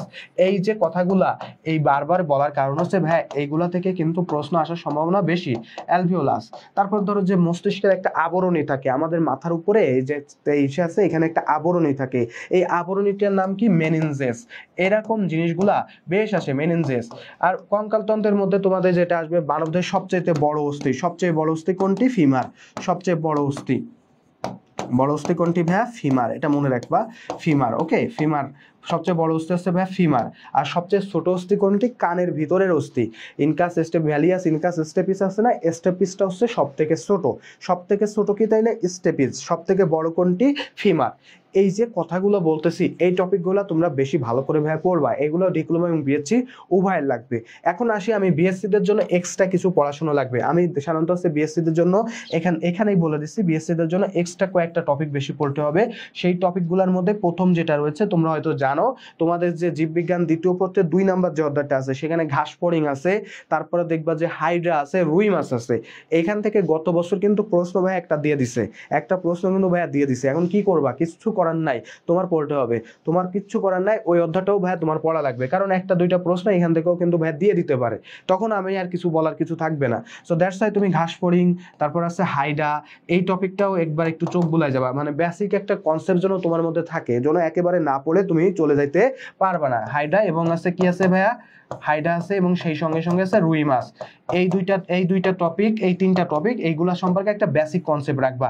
ওকে, এরপরে ধরো যে জিন তত্ত্ব সম্পর্কে একটা বেসিক কনসেপ্ট রাখবা, জিন তত্ত্ব, এবং এটা বিএসসি এবং ডিপ্লোমা উভয়ই রাখতে হবে জিন তত্ত্ব সম্পর্কে। এবং লাস্টে তুমি আছে প্রজনন তন্ত্র, এটা সম্পর্কেও ভাই একটা বেসিক কনসেপ্ট যেন তোমাদের মধ্যে থাকে। যদিও খুব কম প্রশ্ন আসে, বাট এগুলা সম্পর্কে একটা কনসেপ্ট তোমাদের মধ্যে ভাইয়া রাখতে হবে। আর আছে প্রাণীর পরিচিতি, এটা সম্পর্কেও একটা বেসিক কনসেপ্ট মনে রাখবা। প্রাণীর পরিচিতি, এই টপিকগুলা থেকে তুমি একটা বেসিক কনসেপ্ট ভাইয়া নিজের ভিতরে কিন্তু তৈরি করে রাখবা। এর বেশি কিছু লাগবে না, জাস্ট তুমি কনসেপ্টটা একটু ভালো করে মনে রাখলেই হবে। ওকে, ঠিক আছে, ভালো করে মনে রাখবা এটা। সো এটা বুঝতে পারছো কিনা সবাই একটু কমেন্ট করে জানাই দিবা ভাইয়া। যারা যারা বুঝতে পারছো সবাই একটু কমেন্ট করবা আমার যে কথাগুলো আছে এই পর্যন্ত তোমরা আমার কথাগুলো বুঝতে পারছো কিনা এবং সবাই নোট করছো কিনা। যদি নোট না করো একটা স্লাইডে তোমরা স্ক্রিনশট নিয়ে রাখতে পারো, পরে তোমরা এইগুলা থেকে তোমরা নোট করে নিবা। অবশ্যই নোট করবা এবং তোমরা তোমাদের প্রস্তুতিকে আরো বেশি সুন্দর করে গুছাই ফেলবা ভাইয়া। সো আশা করি যে সবাই মোটামুটি বুঝতে পারছো। যা হোক, তাহলে আমরা পরবর্তী টপিকের দিকে চলে যাচ্ছি। কর্ডা আর্থ্রোপোডা, এগুলা যে কর্ডাটা আর্থ্রোপোডা থেকে বেসিক একটা কনসেপ্ট রাখবে। আমি আগেই বলছি যে এইগুলো হচ্ছে বেসিক, বাট এইগুলা তোমাকে ডিপ লেভেল পর্যন্ত পড়াশোনা করা লাগবে, কারণ কোনটা দিবে এটা আসলে কেউ বুঝতে পারবে না। সো যাই হোক, এইগুলো সম্পর্কে একটা বেসিক কনসেপ্ট নিয়ে যাবে, আসলে কোনো কিছু বাদ দেওয়ার সুযোগ নাই। এরপর চলে যাচ্ছি তারপরে যে টপিকগুলো আছে এর মধ্যে আমাদের 7, তারপরে গেল যে এরপরে আরো অনেকগুলো টপিক আছে। এর মধ্যে তোমরা কোষ তত্ত্ব এই সম্পর্কে একটু জানবা, কোষ সম্পর্কে একটু ভালো করে জানবা। যেমন যদি বলা হয় যে কোষের জনককে, এটা হচ্ছে রবার্ট হুক, তোমরা হয়তো জানো রবার্ট হুককে বলা হয় কোষের জনক। এরকম ধরনের টপিক তোমাদের কিন্তু ভাই আসবে। তারপর ধরো হচ্ছে কি দিতে পারে, তারপর হচ্ছে ভাইরাস ব্যাকটেরিয়া থেকে ভাই প্রশ্ন থাকবে, ভাইরাস এন্ড ব্যাকটেরিয়া, এটা থেকেও কিন্তু ভাইয়া প্রশ্ন থাকবে। ওকে, এটাও মনে রেখো ভাইয়া, ভাইরাস ব্যাকটেরিয়া থেকেও ভাইয়া প্রশ্ন থাকবে। তারপর তোমাদের বেশি দিবে আছে উদ্ভিদের যে শরীর তত্ত্ব ছিল, সালোক সংশ্লেষণ, সালোক সংশ্লেষণ শোষণ, সালোক সংশ্লেষণ সংশ্লেষণ, তারপরে ধরো যে শোষণ, শোষণ থেকে থাকবে, তারপর ধরো যে শোষণ থেকে থাকবে, দেন আছে তোমার আছে প্রচ্ছেদন। এই টপিকগুলো থেকেও কিন্তু ভাইয়া প্রচ্ছেদন, এই টপিকগুলো থেকে কিন্তু ভাইয়া প্রচুর পরিমাণে প্রশ্ন থাকে। এই তিনটা টপিক তুমি অবশ্য না পড়া পরীক্ষার হলে যাও না, এগুলো তোমাদের লাগবে ভাইয়া। এই টপিক তিনটা লাগবে, এর বাইরে তুমি যত বেশি পারো পড়বা, বাট এই টপিকগুলো থেকে তোমার প্রশ্ন থাকবে। এটা থেকে 1 মার্ক থাকে, এটা থেকে 1 মার্ক থাকে, এটা থেকে 1 মার্ক থাকে। এই 3 মার্ক ভাইয়া কমন, এই 3 মার্ক কমন। আর আগে যেটা দেখাইছো এখানে তুমি 5 থেকে 6 মার্ক কমন। আর আছে বেসিক্যালি আছে একটা মার্ক থাকবে, এই মার্কটা পড়ার জন্য, এই মার্কটা বাঁধানোর জন্য তোমাকে এভারেজলি অনেক কিছু পড়া লাগে। যেমন ধরো ওই একটা মার্ক পাওয়ার জন্য এই যে টপিকগুলো আছে সব টপিক তোমার পড়া লাগবে। আবার ধরো এখানে ফার্স্ট পেপারের যত টপিক আছে সব তোমার পড়া লাগবে, কোনো কিছু বাদ দেওয়ার কোনো সুযোগ নাই। সো দ্যাটস ওয়াই তোমার আছে এই যে টপিকগুলোর কথা আমি বারবার বলতেছি, কিভাবে প্রশ্ন আসে বলছি, এই টপিকগুলো কোনোভাবে মিস করো না। এই টপিকগুলো বেশি ভালো করে পড়ার পরে তুমি যদি সময় পাও তাহলে তুমি এক্সট্রা জিনিসের দিকে ফোকাস করবা। ঠিক আছে ভাইয়া, কি বলছি বুঝতে পারছো? তো এই হচ্ছে আমাদের আছে জীববিজ্ঞানের যে টপিক আছে বা জীববিজ্ঞানের যে কথাবার্তাগুলো আছে, এই যে সিকোয়েন্স অনুযায়ী যে সাজেশনগুলো আমি তোমাদেরকে দিয়েছি, আমি যে কথাগুলো তোমাদেরকে বলছি, এই কথাগুলো এই সাজেশনগুলোকে ফলো করে তুমি সামনের দিকে আগাই যাও, সামনের দিকে ভাইয়া আগাই যাও। এই কথাগুলো সবাই ভালো করে মনে রাখবা। ওকে, এরপরে চলে যাচ্ছি আমি, এরপরে আমাদের যে টপিকটা আছে, যে সাবজেক্টটা নিয়ে কথা বলবো সেটা হচ্ছে পদার্থবিজ্ঞান। দ্যাটস মিনস হচ্ছে আমাদের পদার্থ নিয়ে কথাবার্তা। তো পদার্থবিজ্ঞানের আসলে বেশি যে পড়াগুলো লাগে সেগুলোর মধ্যে প্রথম তুমি যেটা পড়বা সেটা হচ্ছে অবশ্যই বল সম্পর্কে ডিপ লেভেল পর্যন্ত জানতে হবে, বল সম্পর্কে। দ্বিতীয়ত হচ্ছে কাজ শক্তি ক্ষমতা সম্পর্কে জানবা, কাজ শক্তি ক্ষমতা, এই টপিকটা সম্পর্কেও কিন্তু ভাইয়া ধারণা রাখবা। ঠিক আছে, 3 নম্বর অবশ্যই তাপমাত্রা, তাপ ও তাপমাত্রা, এই সম্পর্কে কিন্তু ভাইয়া ধারণা থাকা লাগবে, এই টপিকটাও কিন্তু ভেরি ভেরি ইম্পর্ট্যান্ট। 4 নম্বর হিসেবে তুমি অবশ্যই মহাকর্ষ এবং অভিকর্ষ সম্পর্কে ভাইয়া পড়বা, মহাকর্ষ ও অভিকর্ষ, এই টপিকটাও কিন্তু ভাইয়া ভালো করে পড়বা। ঠিক আছে, কি বলছি বুঝতে পারছো? 5 নম্বরে তুমি অবশ্যই কি পড়তে হবে, 5 নম্বরে তুমি দেখবা যে কি আছে, চৌম্বক তত্ত্ব, যে আলোক বিজ্ঞান আছে, আলোক বিজ্ঞান, আলো ঠালো নিয়ে কথাবার্তা আছে, এই আলোক বিজ্ঞানটা ভাইয়া ভালো করে পড়বা, আলোক বিজ্ঞান। ঠিক আছে, কি বলছি, আলোক বিজ্ঞান। 6 নম্বরে তুমি কি পড়বা ভাই, আমার সাথে দেখো যে 6 নম্বরে তুমি পড়বা অবশ্যই চৌম্বক বিজ্ঞান, চৌম্বক বিজ্ঞান। ঠিক আছে, চৌম্বক বিজ্ঞান, এই টপিকটা ভালো করে পড়বা। তারপর ধরো যে আছে প্রথমে 7 নম্বরে কি পড়া যায়, 7 নম্বরে তুমি অবশ্যই যে জিনিসটা পড়বা সেটা হচ্ছে ভাইয়া একেবারে প্রথম যে অধ্যায়টা আছে, ফিজিক্সের প্রথম যে অধ্যায়টা থাকে সেটা হচ্ছে ভৌত পরিমাপ। এই ভৌত পরিমাপটা তুমি ভালো করে পড়বা ভাইয়া, পরিমাপ। ঠিক আছে, ভৌত পরিমাপটা ভালো করে ভাইয়া পড়বা। এরপর 8 নম্বরে পড়তে পারো হচ্ছে তড়িৎ, তড়িৎ সম্পর্কে একটু ভালো করে পড়বা। তড়িৎ সম্পর্কে একটা কনসেপ্ট তোমার মধ্যে থাকতে হবে, কারণ এখান থেকে বিভিন্ন সময় প্রশ্নগুলো দেয়। সো দ্যাটস ওয়াই তুমি কি করো, তড়িৎ সম্পর্কে একটা ধারণা রাখবা। ঠিক আছে, ক্লিয়ার কিনা? এরপরে যেটা পড়া যায় সেটা হচ্ছে তুমি আছে আধুনিক পদার্থবিজ্ঞান সম্পর্কে একটা ধারণা রাখতে পারো, আধুনিক পদার্থবিজ্ঞান। ওকে, আধুনিক পদার্থবিজ্ঞান, আধুনিক পদার্থবিজ্ঞান। ঠিক আছে, কি বলছি, পদার্থবিজ্ঞান। এই 9টা টপিক না পড়ে পরীক্ষার হলে যাও না, এই 9টা টপিক আগে অবশ্যই শেষ করবা। এর মধ্যে আমি একটু বলে দিচ্ছি, বল, কাজ শক্তি ক্ষমতা, তাপ ও তাপমাত্রা, মহাকর্ষ অভিকর্ষ, আলোক বিজ্ঞান, চৌম্বক বিজ্ঞান এবং ভৌত পরিমাপ, এইগুলা থেকে, এই 7টা টপিক থেকে কম্পালসারি তুমি 8 থেকে 9 মার্ক কনফার্ম, 8 থেকে 9 মার্ক ভ্যা কনফার্ম। আর এই যে আমি 1 বা 2 মার্কের কথা বলছি, এই 1-2 মার্কের পাওয়ার জন্য তোমার অবভিয়াসলি সব পড়া লাগে। 1-2 মার্ক যে কোন জায়গা থেকে দিবে, এটা দিতে পারে তোমার, অবশ্যই দিতে পারে কোন জায়গা থেকে, এটা দিতে পারে তোমার দেখছে যে আদর্শ গ্যাস ও গ্যাসের গতিতত্ত্ব থেকে দিতে পারে, আবার দিয়ে দিতে পারে তড়িৎ থেকে, চৌম্বক থেকে, বিভিন্ন জায়গা থেকে দিতে পারে। বাট তোমার যে টপিকগুলো বলছি ডিপ্লোমা এবং বিএসসির ক্ষেত্রে, এখান থেকে তুমি সাধারণত হচ্ছে 8 থেকে 9 মার্ক ভাই কনফার্ম পেয়ে যাবা। বাকিগুলা পড়ার জন্য তোমাকে অনেক বেশি পরিশ্রম করতে হবে। সো আমি তোমাকে এভারেজলি একটা শর্ট সাজেশন দিয়ে দিলাম, এই 7টা অধ্যায় পড়ে ফেলো, 8 থেকে 9 মার্ক কমন পেয়ে যাও, 8 থেকে 9 মার্ক কমন পেয়ে যাও। 1-2 মার্কের চিন্তা আগে করতে হবে না, আগে বেশি মার্কের চিন্তাটা করে ফেলো। ঠিক আছে ভাইয়া, কি বলছি, 8 থেকে 9 মার্ক তাহলে কমন হয়ে গেছে। সো এটা লিখছো কিনা ভাইয়া, একটু কমেন্ট করে জানাবা ভাইয়া, এটা লিখছো কিনা। যেমন বল থেকে দিতে পারে, বলের একক কি, এরকম প্রশ্ন দিতে পারে। একক কি জানো তোমরা, বলের একক হচ্ছে নিউটন, তোমরা জানো হয়তো নিউটন, এই প্রশ্ন দিতে পারে। তারপর মৌলিক বল, মৌলিক বল নিয়ে কিন্তু প্রশ্ন আসে, বল থেকে মৌলিক বল নিয়ে প্রশ্ন আসে, তো প্রশ্ন দিতে পারে সব থেকে দুর্বল বল কোনটি, বলো সব থেকে দুর্বল বল কোনটি, কে কে জানো একটু কমেন্ট করবা ভাই। সবচাইতে দুর্বল মৌলিক বল কোনটি, সবচাইতে দুর্বল মৌলিক বল কোনটি, কে কে আছে একটু কমেন্ট করে জানাই দাও ভাই, দ্রুত কমেন্ট করো।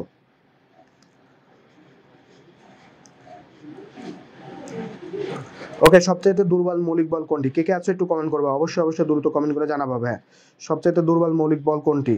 সবচাইতে দুর্বল মৌলিক বল কোনটি?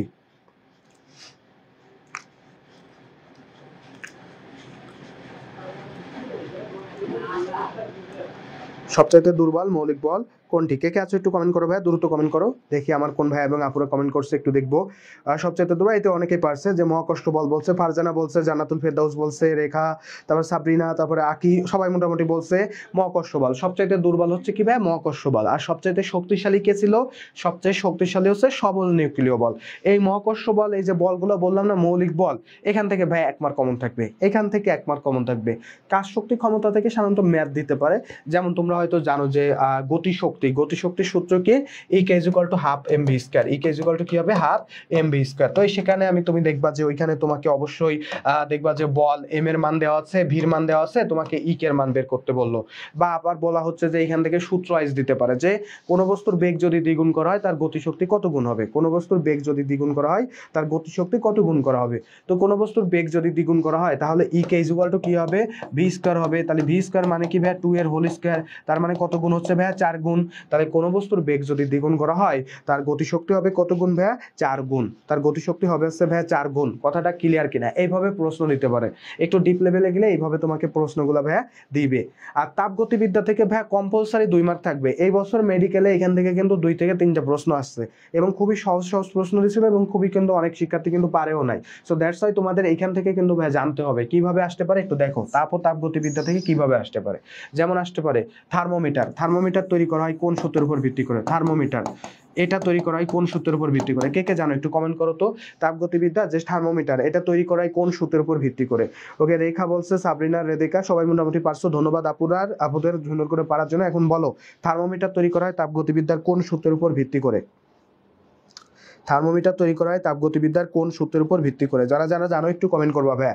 থার্মোমিটার তৈরি করা হয়, ওকে, আকি বলছে 0। তারপর দেখি আর কে কে আছে একটু কমেন্ট করবা ভাই দ্রুত।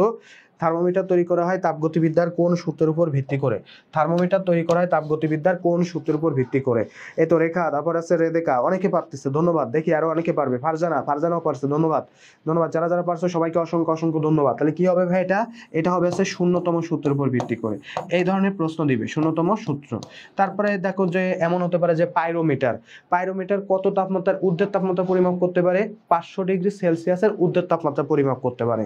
তারপর দিতে পারে, ধরো যে একটা তাপমাত্রা দিলো, বললো যে এটাকে সেলসিয়াস থেকে ফারেনহাইটে তুমি কনভার্ট করো। তো তুমি যে সূত্র আছে, আমাদের যে সূত্র আছে তোমরা হয়তো জানো যে c/5 = হচ্ছে f-32 ভাগ হচ্ছে 9 হচ্ছে k-273 ভাগ হচ্ছে 5। এই যে সূত্রটা আছে, এই সূত্রটা অ্যাপ্লাই করে তুমি কিন্তু ভাইয়া, এই সূত্রটা অ্যাপ্লাই করে কিন্তু তুমি সুন্দর করে ভাইয়া পেরে যাচ্ছ, কোনো সমস্যা নাই, সুন্দর করে ভাইয়া পারা যাবে। ওকে, পারবা তো? ইনশাল্লাহ পারবো। ওকে, এরপর দেখো যে এমন ভাবে দিতে পারে, আরেকটা দিতে পারে, সেটা হচ্ছে মেডিকেলে যে প্রশ্নটা আসছিল সেটা একটু বলে দিই। সেটা হচ্ছে ভাইয়া, আমাদের যে রেফ্রিজারেটর বা ফ্রিজ আছে, রেফ্রিজারেটর বা তাপ ইঞ্জিন, যে কথাটাই বলো না কেন, এইগুলা তৈরি করা হয় কোন সূত্রের উপর ভিত্তি করে? বলতে পারবা কেউ? রেফ্রিজারেটর, ফ্রিজ এবং তাপ ইঞ্জিন, এইগুলা তৈরি করা হয় তাপগতিবিদ্যার কোন সূত্রের উপর ভিত্তি করে? রেফ্রিজারেটর, ফ্রিজ এবং তাপ ইঞ্জিন, এগুলো তৈরি করা হয় তাপগতিবিদ্যার কোন সূত্রের উপর ভাইয়া ভিত্তি করে? রেফ্রিজারেটর, তারপর তাপ ইঞ্জিন আছে, আর কি বললাম? রেফ্রিজারেটর, তাপ ইঞ্জিন, ফ্রিজ, এইগুলা তৈরি করা হয় তাপগতিবিদ্যার কোন সূত্রের উপর ভিত্তি করে? এটা যে পারবা মেডিকেলে 1 মার্ক কিন্তু এই বছর কিন্তু এটাই দিছিল, এই বছরই কিন্তু দিছিল, যে কি কে কে পারো এটা?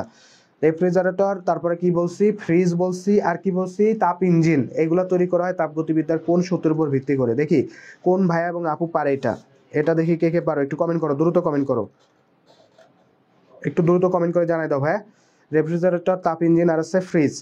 ওকে, আমি বলে দিচ্ছি, যেহেতু তোমরা অনেকে হয়তো কনফিউশনে আসছো। তো তাপগতিবিদ্যার বেশ কিছু সূত্র আছে, 2টা সূত্র আছে বেসিক্যালি। প্রথম সূত্র বলা হয় আর দ্বিতীয় সূত্র বলা হয়। তো প্রথম সূত্র থেকে যেটা আসে, প্রথম সূত্রটা দিছিল আছে জুল, সাধারণভাবে প্রকাশ করছে কুলাসিয়াস। আর প্রথম সূত্র বেসিক্যালি 2টার বিষয়ে সম্পর্ক স্থাপন করে, কাজ এবং তাপের ভিতর, কাজ ও তাপ এই 2টার মধ্যে সম্পর্ক স্থাপন করে। ঠিক আছে, কাজ এবং তাপের মধ্যে সম্পর্ক স্থাপন করে কে? প্রথম সূত্র দিছে কে? জুল। সাধারণভাবে প্রকাশ করছে কে?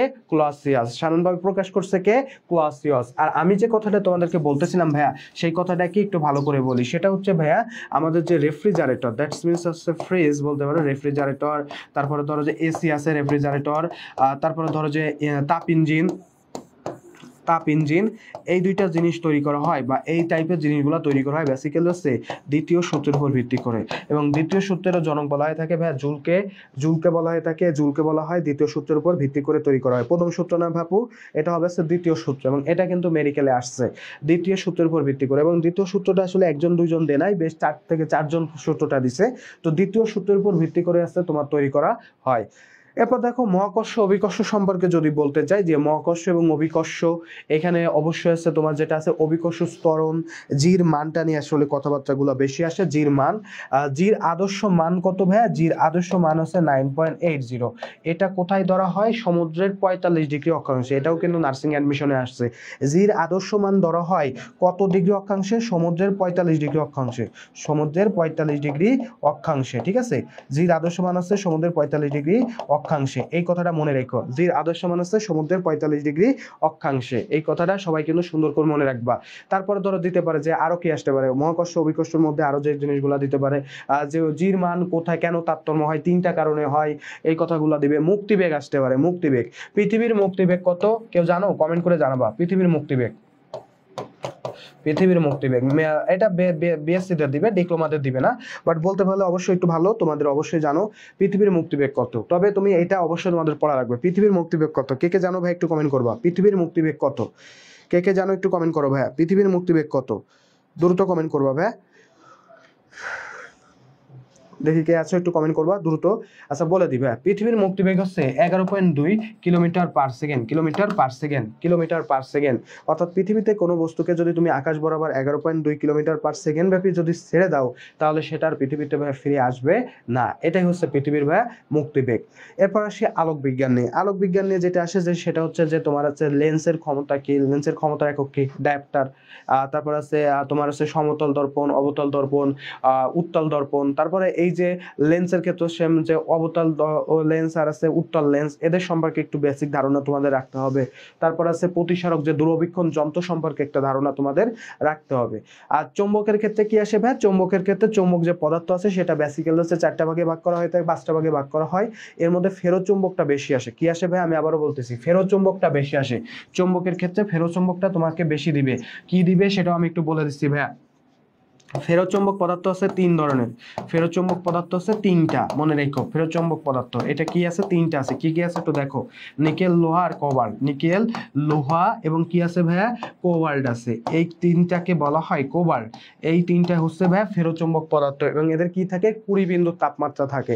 এই 20 বিন্দু তাপমাত্রাটাও কিন্তু ভাইয়া তোমাদেরকে একটু ভালো করে ভাইয়া জানতে হবে, এটা থেকে আসবে। এবং তারপরে ধরো যে তোমাদের আসবে হচ্ছে কৃত্রিম চৌম্বক আছে। কৃত্রিম চৌম্বক পদার্থ কি কি আছে, কোন কোন কাজে লাগে, এটা আসবে। অস্থায়ী চৌম্বক আছে। অস্থায়ী চৌম্বক কোন কোন কাজে লাগে, অস্থায়ী চৌম্বক এইগুলা বেসিক্যালি কোথায় কোথায় ব্যবহার করা হয়।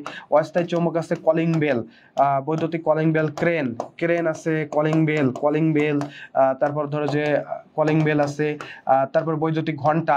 এইগুলাতে সাধারণত হচ্ছে তোমার কি হয়? অস্থায়ী চৌম্বক ব্যবহার করা হয়। এই টপিক থেকেও কিন্তু ভাইয়া নানান সময় তোমাদের প্রচুর পরিমাণে প্রশ্ন কিন্তু ভাইয়া আসছে। ভৌত পরিমাপ, এখান থেকে কি আসবে? মৌলিক রাশি কয়টি? 7টি। তোমরা সবাই জানো, যদিও বইতে কোথাও কোথাও দেখবা যে 9টি লেখা রয়েছে, বাট অ্যাকচুয়ালি সঠিক উত্তরটা হবে 7টি। সো তোমরা 7টি দিয়ে আসবা, ঠিক আছে। তারপরে বিভিন্ন ধরনের যন্ত্রপাতি, কোনটা পরিমাপ করতে কোন যন্ত্রপাতি লাগে। যেমন ভূমিকম্প পরিমাপ করতে সিসমোগ্রাফ লাগে, তোমরা হয়তো জানো, বলতে পারবে না এটা, এই ধরনের প্রশ্ন আসবে। তারপর যদি বলা হয় যে উচ্চতা পরিমাপের যন্ত্রের নাম, তারপরে চাপ, বায়ুর চাপ পরিমাপের যন্ত্রের নাম কি? কে কে জানো একটু কমেন্ট করো তো, বায়ুর চাপ পরিমাপের যন্ত্রের নাম কি? বায়ুর চাপ পরিমাপের যন্ত্রের নাম কি? কে কে জানো একটু কমেন্ট করবা। বায়ুচাপ পরিমাপের যন্ত্রের নাম কি? বায়ুচাপ, এটা বায়ুচাপ পরিমাপের যন্ত্রের নাম কি? কে কে জানো ভাই একটু কমেন্ট করবা। বায়ুচাপ পরিমাপের যন্ত্রের নাম কি? কে কে জানো ভাই একটু কমেন্ট করবা। বায়ুচাপ পরিমাপের যন্ত্রের নাম কি? ওকে, অনেকে পারবা হয়তো। ওকে, রেখা আক্তার বলছে ব্যারোমিটার। আর কে কে আছে ভাই একটু কমেন্ট করো দেখি। এখানে 2টা জিনিস আছে, আমি 2টা কথা বলবো তোমাদের এখানে।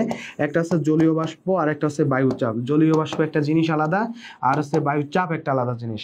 তো বেসিক্যালি হচ্ছে তোমাদের হচ্ছে একটু পারছে অনেকে, রেদেকা পারছে, অনামিকা পারছে, রেদেকা, রেখা, অনামিকা, ফারজানা, মেহেদি, আখি সবাই মোটামুটি পারছে। সাবরিনা মজুমদার হাইড্রোমিটার বলছো। হাইড্রোমিটার দিয়ে আসলে বেসিক্যালি হচ্ছে তোমার বায়ুচাপ মাপা হয় না, ওইটা দিয়ে আছে পানির যে ঘনত্ব সেটা মাপা হয়ে থাকে হাইড্রোমিটার দিয়ে, ঠিক আছে। হাইড্রোমিটার দিয়ে আছে পানির ঘনত্ব মাপা হয়। তো বায়ুচাপের ক্ষেত্রে মনে রাখবে এটা হচ্ছে ব্যারোমিটার, এবং এটা আবিষ্কার করছেন হচ্ছে ভাইয়া টরিসেলি। কি আবিষ্কার করছে? টরিসেলি, মনে রাখো টরিসেলি আবিষ্কার করছে ব্যারোমিটার। আর জলবাষ্প পরিমাপের যে যন্ত্রটা আছে সেটাকে বলা হয় হাইগ্রোমিটার। কি বলা হয়? হাইগ্রোমিটার, ভালো করে মনে রেখো, হাইগ্রোমিটার। এবং আমাদের আছে সেই সঙ্গে সঙ্গে যে সাবরিনা মজুমদার, সে বলছে ভাই হাইড্রোমিটার। হাইড্রোমিটারটা বেসিক্যালি হচ্ছে আপু পানির যে ঘনত্ব, আমাদের যে পানি থাকে, পানির যে ঘনত্ব আছে, সেই পানির ঘনত্বটা মাপার জন্য বেসিক্যালি হচ্ছে আমাদের হাইড্রোমিটারটা আমরা ভাই ইউজ করে থাকি। তো চাতক পাখি বলছে, ইরিনার আক্তার, সীমা আপু বলছে, ধন্যবাদ, ব্যারোমিটার হবে। আর এটা কি হবে ভাই? হাইগ্রোমিটার হবে। কথাটা খুব ক্লিয়ারলি ভাই মনে রাখতে হবে, কারণ এই প্রশ্নগুলা থেকে বারবার আসবে। তো ভৌত পরিমাপ থেকে তোমাদের এই প্রশ্নগুলা দিবে। এরপর চলে আসি ভাই তড়িৎ। তো তড়িৎ তো বেসিক্যালি দুইটা ভাগে ভাগ করা, একটা হচ্ছে চলতড়িৎ আর একটা হচ্ছে স্থির তড়িৎ। তোমরা জানো চলতড়িৎ আর স্থির তড়িৎ। তো চলতড়িৎ থেকে বেশি প্রশ্ন আসবে, যেমন ধরো যে বৈদ্যুতিক ফিউজের কথা বলা হয়। বৈদ্যুতিক ফিউজ, বৈদ্যুতিক ফিউজে কিন্তু দুই ধরনের জিনিস পাওয়া যায়, একটা হচ্ছে টিন আর সীসা পাওয়া যায়। কি কি পাওয়া যায়? টিন পাওয়া যায়, সেই সঙ্গে সঙ্গে পাওয়া যাচ্ছে সীসা, ঠিক আছে, সীসা পাওয়া যায়। তো টিন আর সীসা এর যে গলনাঙ্ক সেটা হচ্ছে কি 300 ডিগ্রি সেলসিয়াস, সর্বোচ্চ গলনাঙ্ক হচ্ছে 300 ডিগ্রি সেলসিয়াস। তাপমাত্রা যদি 300 ডিগ্রি সেলসিয়াসের থেকে বেশি হয়ে যায় তখন কিন্তু তোমার ফিউজটা নষ্ট হয়ে যায়। কি হবে? ফিউজটা নষ্ট হয়ে যাবে। সো দ্যাটস ওয়াই 300 ডিগ্রি সেলসিয়াসের নিচে থাকলে তখন আর ফিউজটা কাজ করবে, মানে কাজ করবে, পরে হইলে কিন্তু নষ্ট হয়ে যাবে, তখন কিন্তু সংযোগ বিচ্ছিন্ন হয়ে যাবে। সো এইখান থেকে এই ধরনের প্রশ্নগুলো দিবে। তারপর তো তোমার আছে সমান্তরাল সংযোগ, তারপর আছে যে শ্রেণী সংযোগ, এই দুইটা থেকে আসতে পারে। এরপরে তড়িৎ থেকে আরো দিতে পারে তোমাদের আছে যে রোধ সম্পর্কে। রোধ সম্পর্কে একটা বেসিক একেবারে ক্লিয়ার ধারণা রাখবা, রোধ সম্পর্কে সম্পূর্ণ ধারণা রাখবা, কোনো কিছু ভুল করা যাবে না রোধ সম্পর্কে। ওকে, সো এই টপিকগুলা তোমরা যদি এইভাবে পড়ো তাহলে ইনশাল্লাহ তোমাদের ফিজিক্সে আর কোনো কিছু আটকাবে না। ইনশাল্লাহ তুমি 9 মার্ক কিন্তু কমন পাবো। আমি লিখে দিতে পারি 9 মার্ক কমন। আমি যে টপিকগুলো বলছি এইগুলা পড়লে তোমার 9 মার্ক কিন্তু ভাইয়া কমন। সো এটা ভাইয়া বুঝতে পারছো কিনা? সবাই একটু কমেন্ট করবা ভাইয়া, এটা বোঝা গেছে কিনা। আমাদের ক্লাসটা যদি তোমাদেরকে ভালো লেগে থাকে তাহলে অবশ্যই আমাদের সঙ্গে তোমরা কানেক্টেড থাকবা। আসপিক সিরিজের পেজটা ফলো করতে পারো, এবং ভালো লাগলে অবশ্যই আমাদেরকে লাভ রিয়াক্টদের কাছে সাথে থাকবা, বিভিন্ন ধরনের কমেন্ট করে পরামর্শ দিবা অবশ্যই। আর ভালো না লাগলে অবশ্যই অ্যাংরি রিয়াক্টদের পরামর্শ দিতে পারো, আমাদের সাথে থাকবা, বন্ধু বান্ধবদেরকে মেনশন করতে পারো। এবং আমাদের এখানে কিন্তু রেগুলার ক্লাস হচ্ছে, বাংলা, ইংলিশ, জিকে, সাধারণ জ্ঞান, বাংলা, সব টপিকেরই ক্লাস হয়েছে এবং হচ্ছে। সো ক্লাসগুলো দেখতে পারো, ইনশাল্লাহ তোমাদের জন্য খুব উপকৃত হবা তোমরা ইনশাল্লাহ। ওকে, সো এরপরে আমি পরের যে টপিকটা আছে সেখানে একটু চলে যাচ্ছি ভাইয়া। রসায়ন নিয়ে একটু কথা বলি। রসায়নের কোন টপিকগুলো তোমরা একটু পড়বা ভাইয়া। এখানে সব থেকে গুরুত্বপূর্ণ যে অধ্যায়টা পড়বা সেটা হচ্ছে তোমরা অবশ্যই যে ভৌত যে এইগুলো আছে, যে গুণগত রসায়ন, গুণগত রসায়নটা একটু ভালো করে পড়বা ভাইয়া। ওকে, গুণগত রসায়ন, গুণগত রসায়নটা ভালো করে ভাইয়া পড়বা। এরপর আছে পর্যায়বৃত্ত ধর্ম। পর্যায়বৃত্ত ধর্ম তোমাদের লাগবে, পর্যায়বৃত্ত ধর্ম এই টপিকটাও কিন্তু লাগবে, ধর্ম। ওকে, এই টপিকটা পড়বা। তারপর আছে 3 নাম্বার হচ্ছে পড়তে পারো তোমরা অবশ্যই আছে জৈব রসায়ন, যেটাকে বলা হয় জৈব রসায়ন, ঠিক আছে, জৈব রসায়ন সম্পর্কে একটু পড়বা। দ্যাটস মিনস হচ্ছে আমাদের লবণ, ক্ষার এইসব সম্পর্কে পড়ার কি, লবণ, ক্ষার বা বিভিন্ন ধরনের কেমিক্যাল আছে, বেনজিন টেনজিন যেগুলো আছে আর কি, সেইগুলো সম্পর্কে তোমাদের একটা ধারণা রাখতে হবে ভাইয়া। তারপরে ধরো যে 4 নম্বর আছে তুমি ল্যাবরেটরির নিরাপত্তা সম্পর্কে জানবা, ল্যাবরেটরির নিরাপত্তা, ঠিক আছে, ল্যাবরেটরির টরির নিরাপত্তা। ওকে, নিরাপত্তা এটা সম্পর্কে একটু পড়বা, যে কি কি যন্ত্র পড়া লাগবে, কি কেমিক্যাল ভালো না, কোনটা ভালো কোনটা খারাপ। তো গুণগত রসায়ন থেকে একটা কথা বলি, 2 থেকে 3টা প্রশ্ন কনফার্ম, এখান থেকে 1 বা 2টা প্রশ্ন কনফার্ম, জৈব রসায়ন থেকে 2 বা 3টা প্রশ্ন কনফার্ম, ল্যাবরেটরি নিরাপত্তা থেকে 1 বা 2টা প্রশ্ন কনফার্ম। তো এভারেজলি দেখা যাচ্ছে যে তুমি এই যে 4টা টপিক, এই 4টা টপিক যদি কোনো ছেলে বা মেয়ে পড়ে 7 থেকে 8টা প্রশ্ন তার ভাইয়া কনফার্ম থাকবেই। গুণগত রসায়ন থেকে কি পড়বা ভাইয়া? এখান থেকে বেশি ইম্পর্টেন্ট হচ্ছে ভাই আলো সম্পর্কে, আলো যে তরঙ্গ দৈর্ঘ্য ফর্ঘ্য নিয়ে কথাবার্তাগুলো আছে, এই কথাবার্তাগুলো বেশি ইম্পর্টেন্ট। গুণগত রসায়নের মধ্যে আলো সম্পর্কে যে কথাবার্তাগুলো আছে, তরঙ্গ দৈর্ঘ্য এর যে বিষয়গুলো আছে, সেই বিষয়গুলো আছে ইম্পর্টেন্ট বেশি। এই ইম্পর্টেন্ট টপিকগুলো ভাই একটু ভালো করে পড়বা। তারপরে ধরো যে বিভিন্ন ধরনের যে কোয়ান্টাম সংখ্যা আছে, কোয়ান্টাম সংখ্যাগুলো একটু ভালো করে দেখবা ভাইয়া। কর্মগুণ বিস্তারিত বললেন ভাইয়া। ওকে, সো কর্মমুখী রসায়ন নিয়েও বলবো, সমস্যা নাই। তো পর্যায়বৃত্ত ধর্মের মধ্যে তোমরা জানো যে পর্যায়, তারপর পর্যায় সারণী তৈরি, পর্যায় সারণীর জনককে কেউ জানো? পর্যায় সারণীর জনককে কে কে জানো একটু কমেন্ট করো তো। পর্যায় সারণীর জনককে কে কে জানো একটু কমেন্ট করো ভাই, দ্রুত কমেন্ট করো। পর্যায় সারণীর জনককে, পর্যায় সারণীর জনককে একটু দ্রুত বলবা ভাই। পর্যায় সারণীর জনককে, পর্যায় সারণীর জনককে কে কে জানো ভাই একটু কমেন্ট করবা। যদি আমার কাছে এখনো পর্যন্ত উত্তর আসে নাই, সো যে যে জানো ভাই একটু কমেন্ট করবা। পর্যায় সারণীর জনককে, এটা কি সমস্যা নাকি? পর্যায় সারণীর জনককে কে কে জানো ভাই একটু কমেন্ট করো তো দ্রুত। আমরা একটু কমেন্টগুলো দেখবো, দেখি কোন ভাই এবং আপু পারে এটা। পর্যায় সারণীর জনককে আমরা দেখি। ওকে,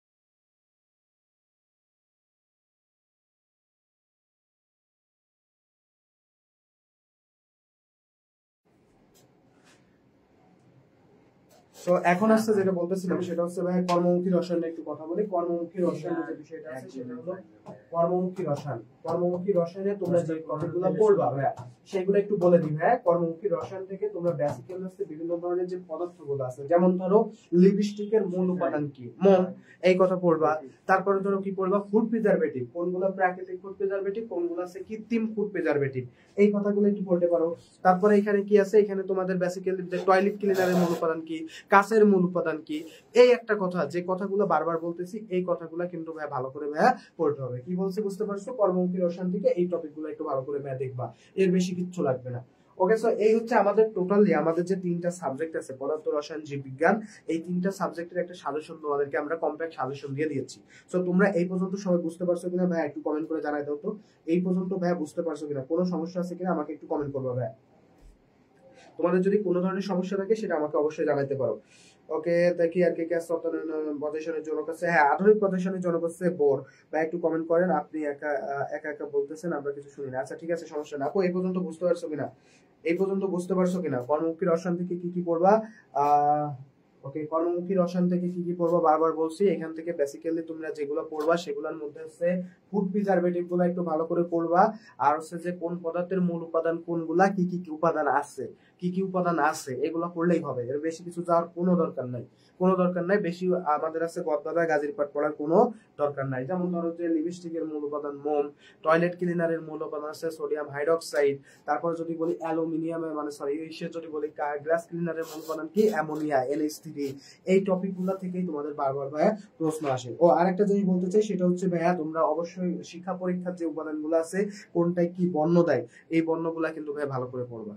তো যাও, তোমরা শেষ পর্যন্ত সবাই আমাদের সঙ্গে ছিল, তোমরা অবশ্যই আজকের সেন্টারের সঙ্গে থাকবা সবসময়।